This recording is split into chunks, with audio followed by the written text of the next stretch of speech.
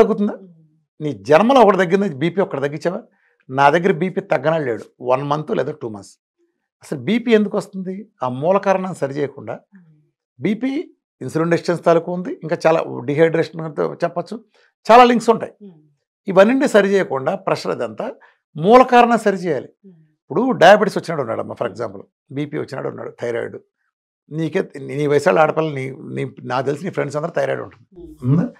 Thyroid లేకపోతే diabetes మీ ఆడపిల్ల కొంచెం తక్కువ కావచ్చు, కానీ మిగతా అన్నీ ఉన్నాయి కదా పీసీఓడి దగ్గర నుంచి.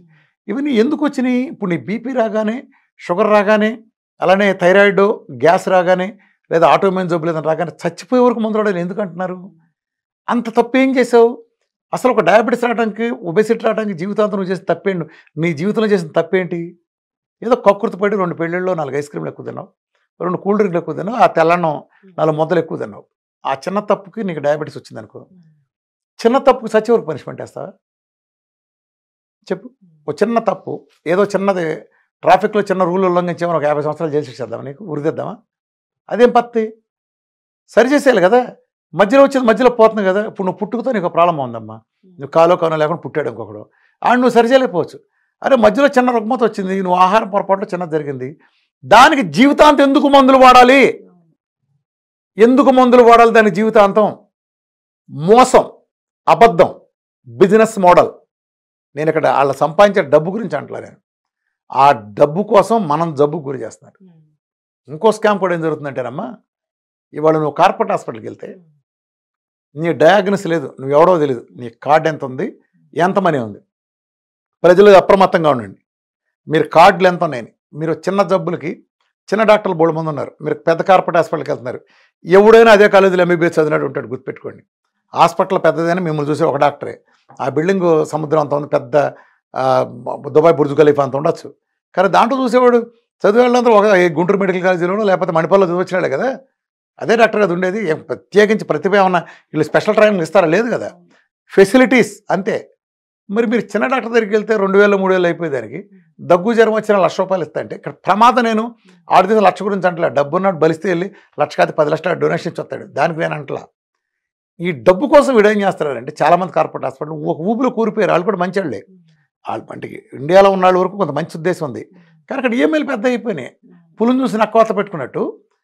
మీరు ఒకడు ఎంత కట్టాడంటే ఎక్విప్మెంట్, ఒకడు 100 కోట్లు పెట్టి కడితే అటు 110 కోట్లు పెట్టాల్సిన తప్పని పరిస్థితి వస్తుంది. ఇవన్నీ బ్యాంకు లోన్లు తీస్తే 30వ తారీఖులో బ్యాంకు లోన్ కట్టాలి, బయట అప్పులు కట్టాలి. ఆ ఈఎంఐ రావాలంటే బయట వీధిలో వాడేవాడికి వేయలేం కదా, వచ్చినట్టు బాధాలి. బాధాలంటే ఆడికి నీ పట్టుకుని ఉండాలి కార్డులు, ఇన్సూరెన్స్. ఇంత కార్డు తీసుకెళ్తే కార్డు కోసం వేసేస్తున్నారు. మొన్న మధ్య ఒక ఫన్ సంఘటన, ఒక డాక్టర్కి మామూలుగా ఒక జనరల్ మెడిసిన్ డాక్టర్కి వాళ్ళ మేనమాంక ప్రాబ్లం వచ్చింది. ఆయన బాగా కోటేశ్వరుడే ప్రాబ్లం ఉంది, కార్డియాలజీ ప్రాబ్లం ఉంది, వెళ్ళాల్సి వస్తే ఆయన వేరే చోట కలవమన్నాడు. కార్డియాలజిస్ట్ ఆయన ఇతర క్లాస్మేటే, నా క్లాస్మేట్ అయినా ఆడు మా మామయ్య ఏం చెప్పాడంటే ఆడు వేసేస్తాడు, బాధేస్తాడు, అది వద్దులే లేనిపోని ప్రొసీజర్ చేస్తాడు, నువ్వు వెళ్ళి ఏమి లేదని చెప్పన్నాడు.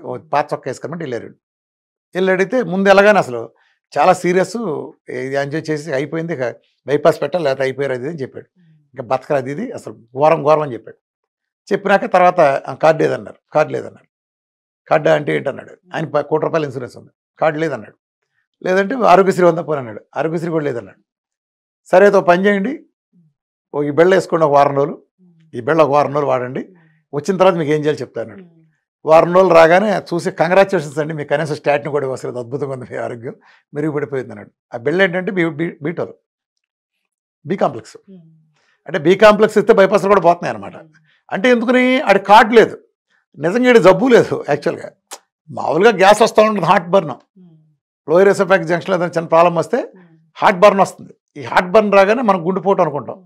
సినిమాలో సీరియల్ బాగా చూసే వాళ్ళకి ఇది మరి ఇట్ట పుచ్చుకోగానే మనకు గుండెపోటు అనుకుంటాం కదా. నిజానికి గుండెపోట్లు అట్ట చిన్న యాసాలు వేసి మనం ఏడిపించవు, వస్తే ఇంటి ముందు షామేనని మరుస రోజు కల్లా మొత్తం చుట్టాలంతా వచ్చేస్తారు మరుస రోజుకి, ఇక ఆ పరిస్థితిలో ఉంటుంది. సో వీళ్ళు గ్యాస్కి హార్ట్ బర్న్ కూడా చేయటం వల్ల ఏంటంటే కార్డు ఉంటే వీళ్ళు ఓపెన్ చేసి ఏదో ఒకటి వేసేస్తారు. ఈవెన్ స్టెనోసిస్లో 30, 40, 50 ఉండే వాళ్ళకు కూడా వేసేస్తున్నారు, స్టంట్లు వేసేస్తున్నారు. అంటే ఎందుకని వాళ్ళు దుర్మార్గం ఏం కాదు, వాడు సాయంత్రం కల్లా ఈఎంఐ కట్టాలి, వచ్చినా ఎందుకు పోగొట్టుకుంటాం అనే ట్రెండ్. నేను మాట్లాడేది ఎవడన్నా రామకృష్ణ వేగ్గా మాట్లాడుతున్న అన్న వాగాడా సాక్ష్యాలతో సహా పేర్లతో సహా ఊడిపోతాయి బట్టలు. నేనే రెడీగా పెట్టుకుంటాను, నేను రికార్డు చేసి మరి. ఎందుకంటే నా దగ్గరికి అంతా వచ్చేదంతా హెల్త్ గురుగా నమ్మి ప్రపంచంలో ఎవరి దగ్గర రాలేదు నా దగ్గరికి వస్తారు. నేను చూసినంత మాత్రం ఎవరో చూడరు. అంటే నేను వేరే ఇదిగా చెప్పలా. నన్ను ఒక హెల్త్ గురుగా నమ్మబట్టి అందరి ప్రాబ్లంలో నా దగ్గరికి వస్తారు. కాబట్టి అందరి గురించి నాకు తెలుస్తుంది. ఇప్పుడు నువ్వు ఒక స్పెషాలిటీ డాక్టర్ దగ్గరికి కాళ్ళు మార్చే దగ్గర కాళ్ళు మార్చే వాళ్ళు వస్తారు, గైనకాలజీ వాళ్ళు రారు. గైనకాలజీలో స్పెషల్ ఉండే వాళ్ళే వస్తారు, ఉండేవాళ్ళు రారు. అలానే గ్యాస్ట్రో దగ్గర గ్యాస్ట్రో వాళ్ళు వస్తారు, బుర్రాడి దగ్గర బుర్ర, పొన్నాడి దగ్గర పొన్నాడు వస్తారు, కన్నాడి దగ్గర కన్ను. నా దగ్గర అందరూ వస్తారు ఒక హెల్త్ గురువు గారు. ఇది ఒక ఆల్టర్నేటివ్ సిస్టమ్, నేను డెవలప్ చేసిన ఒక ఆల్టర్నేటివ్ సిస్టమ్. ఇప్పుడు వైద్య విధానాలు ఉంటాయి ప్రపంచంలో. అంటే ఇక్కడ మోడల్ కూడా అర్థం చేసుకోవాలమ్మా. అన్ని వైద్య విధానాలకు ఇది ఒకటి కాదు. ప్రపంచంలో ఇప్పుడు అలోపతి ఉందమ్మా. అలోపతి లాంటి వ్యవస్థే ఆయుర్వేదిక్, ఆయుర్వేదిక్ లాంటి అలోపతి లాంటి వ్యవస్థే హోమియో, అలాంటి వ్యవస్థే యునాని. ఇవన్నీ అంతే, ఇవన్నీ ఒకటి. విఆర్కే డేట్ ఒకటి. ఏంటో తెలుసు తేడా? అవన్నీ ఒకటే. ఇప్పుడు ఆయుర్వేదం వేరు, అలోపతి వేరు అట్లా లేవు. ఎప్పుడు దయచేసి అనద్దు. అవన్నీ ఒకటి, నాదొక్కటే ఒకటి. అవన్నీ ఏం చేస్తాయి? అలోపతి నువ్వు జబ్బు అనగానే నీ తినే తిండిగా నీ పద్ధతులు ఏం మార్చరు. జస్ట్ నా ఈ బెళ్ళ వేసుకో తగ్గుతుంది, ఈ బెళ్ళ వేసుకో తగ్గుతుంది. ఒక మ్యాజిక్ గుళిక, ఈ గుళిక వేసుకుంటే తగ్గుతుంది అంటారు. ఆయుర్వేదం ఇంకో టైప్ గుళికిస్తాడు, హోమియో ఇంకో టైప్ గుళికిస్తాడు. నీ మెటబాలజీని ఒక్కడు కూడా మార్చరు. యునాని అయినా ఏ ప్రపంచంలో ఏ విధమైనా. అందుకే ప్రపంచంలో ఈ జబ్బులన్నీ వాళ్ళని పోషించడం కోసం అలా ఉండిపోయాయి. వాళ్ళు దాని మూల కారణం గెలే పని చేయరు. ఆయుర్వేదిక్లో ఒకప్పుడు ఉండేది, అది అద్భుతమైంది. హోమియో కూడా చాలా అట్లా పనిచేస్తుందమ్మా. కానీ ఏమైందంటే ప్రాబ్లం, హోమియోలో నాలెడ్జ్ ఉండే పర్సన్స్ చాలా పెద్ద పెద్ద క్రానిక్ డిసీజులు తగ్గించగలరు. నా సొంత అనుభవంలో కూడా నేను ఒక 4 ఎక్స్పీరియన్సెస్లో నేను హోమియో వాడినప్పుడు అది నాకు అద్భుతంగా పనిచేసింది. అలానే ఆయుర్వేదం కూడా పనిచేసింది. కానీ ఆ ఇచ్చిన వాళ్ళు నా గురించి బాగా తెలిసి అవగాహన ఉండి నన్ను అంటే నా గురించి A to Z నేను ఏం తింటాను, ఎలా ఉంటాను, నా మూడ్స్ ఏంటి, మూమెంట్స్ ఏంటి, ఇవన్నీ తెలిసి ఇచ్చినాడు. సపోజ్ తెలియనాడు ఇస్తే ఎంత పెద్ద హోమియో ఇస్తే నాకు పనిచేయదు. అది అంట దాని గురించి నాకు పూర్తిగా తెలియదుగా నేను అన్నాం. నాకు పనిచేసింది, వేరే పని చేసింది. కానీ వీళ్ళతో వచ్చిన లోపం ఏంటంటే వీళ్ళకి ఒకటే సిస్టమ్ అప్లై చేయడానికి లేదు, ఒక్కోటిది ఒక్కొక్క సిస్టమ్ అయిపోయింది. ఇప్పుడు నువ్వు హోమియోకని వెళ్తే 50 మంది హోమియోల దగ్గరికి వెళ్తే 50 మంది 50 రకాలుగా నేను డయాగ్రామ్ చేసి 50 రకాల మెడిసిన్స్ ఇస్తారు. సో ఒకటి తగ్గచ్చు, ఒకటి తగ్గపోవచ్చు. కాబట్టి నేను స్టాండర్డ్ చేయలేకపోతున్నావు. ఆయుర్వేదం కూడా ఇదే ప్రాబ్లం. ఇప్పుడు ఆయుర్వేదం అంటారు, ఆయుర్వేదం కొన్ని లక్షల మంది ప్రాక్టీస్ చేస్తారు. నువ్వు కడుపులో నొప్పిని కనుక వెళ్తే ఒక్కొక్క ప్రాక్టీస్ చేస్తాడు.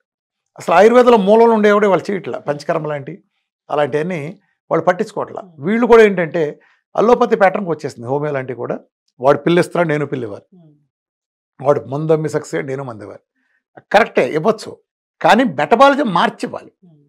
పిల్స్ కరెక్టే, నువ్వు ఇచ్చిన సప్లిమెంటేషన్ మోడల్ అనేది ఉంటుంది. నా డైట్ కూడా అంతే. నాకు తేడా ఏంటి, నేను న్యూట్రిషన్ బేస్, నేను ఆహారం మొత్తం విధానం అంతా మారుస్తాను. మీకు తెలీదు, ఆహారం ఉండే ప్రతి అంశాన్ని నేను మార్చేస్తాను. చాలామంది తెలియకుంటారు రామకృష్ణ గారి డైట్ అంటే, రామకృష్ణ అనేవాడు డైట్ ఏదో 3 నెలలు చేస్తే డయాబెటీస్ కొంటారు. కాదు, అది పిచ్చోళ్ళారు, మీకు తెలియదు. మీ జీవితం మొత్తం మార్చేస్తున్నాను నేను. ఇప్పుడు మీరు ఇన్నాళ్ళు ఏ ఫ్రీడమ్ లాంటి లేదా ఇంకెతర packet refund oil, up oil అని తీసుకున్నారు. ఏదోటి ఆ మటుకొత్త రీఫండ్ ఆయిల్ అన్నింటి గురించి అండి, నేను ఒక బ్రాండ్ అంటలా, ఆ చెత్త కెమికల్ రీఫండ్ ఆయిల్ వాడారు. ఇప్పుడు నా డైట్కి వచ్చినాక బలవంతంగా అంటే నువ్వు షుగర్ తగ్గాలని ఆశో, ఒళ్ళు తగ్గాలని ఆశో, లేదా క్యాన్సర్, డయాలసిస్, లేకపోతే రొమటైడ్ ఆర్థరైటిస్ ఏదో తగ్గాలని ఆశతో నా దగ్గరికి వచ్చావు. అది నాకు తగ్గుతుందని తెలుసు, నా దగ్గర టెస్ట్ మోలు తెలుసు. ఈ ప్రాసెస్లో నేను ఏం చేస్తాను, నీ చేత కొబ్బరి నూనె లేకపోతే నెయ్యి తాగిస్తాను. 3 నెలలు అయిపోయింది, నీ ప్రాబ్లం తగ్గిపోయింది. ఇప్పుడు మళ్ళీ తిరిగి నువ్వు రిఫండ్ ఆయిల్కి వెళ్ళావు, వెళ్ళలా, తిరిగి నేను పర్మనెంట్గా మార్చేస్తాను. నువ్వు నెక్స్ట్ నువ్వు వేరుశనగ గుళ్ళు కొనుక్కుని వాటిని ఎండలో పెట్టుకుని నువ్వు చక్కగా నా దగ్గర తీసుకెళ్ళి నీ స్వయంగా పట్టించుకున్న ఆయిల్ని నీ ఫ్యామిలీ కోసం వాడుతున్నావు నీ జీవితాంతం. లేదా నువ్వులను వాడుతున్నావు, లేదా కుసుమలను వాడుతున్నావు, లేదా కొబ్బరి నూనె కూడా వాడుకుంటావు. రేంజ్ పెరుగుతుంది. కానీ ప్రకృతి ఇచ్చిన గింజల పిండి ఆయిల్కి వెళ్తావు తప్ప పెంట కెమికల్ ఆయిల్కి వెళ్ళావు. అలానే నువ్వు ఉప్పు, ఈ ఫ్రీ ఫ్లో ఉప్పు మానేసి, కెమికల్ ఉప్పు మానేసినాక ప్రకృతి ఇచ్చిన సముద్రం ఇచ్చిన ఉప్పే జీవితాంతం వాడతావు.